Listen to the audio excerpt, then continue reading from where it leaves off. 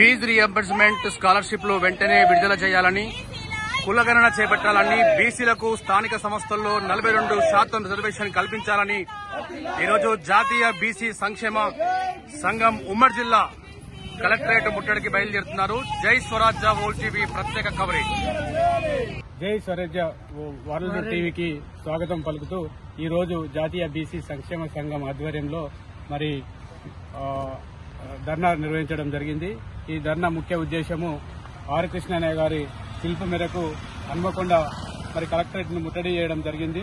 అందులో భాగంగా మరి కామారెడ్డి డిక్లరేషన్ 42% స్థానిక సంస్థల్లో రిజర్వేషన్ కల్పించాలని, అదేవిధంగా కులగణన చేపట్టాలని, మరి పెండింగ్ లో ఉన్నటువంటి ఫీజు రియంబర్స్మెంట్ స్కాలర్షిప్లు విడుదల చేయాలనే ముఖ్య ఉద్దేశం కొద్దీ ఈ రోజు కలెక్టర్ ను మరి కలవడం జరిగింది.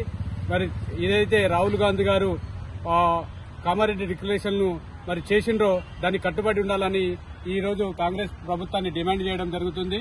మరి బీసీల ఓట్లతోని సీట్లు ఎక్కినటువంటి మరి కాంగ్రెస్ ప్రభుత్వము వెంటనే కులగణన చేసి స్థానిక సంస్థల్లో 42% రిజర్వేషన్ కల్పించేంత వరకు మరి పెద్ద ఎత్తున బీసీలు పెద్ద ఎత్తున ఉద్యమానికి మరి నడుము బిగించారని కూడా ఈ రోజు తెలియజేయడం జరుగుతుంది. నా పేరు బుట్టి శ్యామ్ యాదవ్, జాతీయ బీసీ సంక్షేమ సంఘం ఉమ్మడి వరంగల్ జిల్లా అధ్యక్షులు.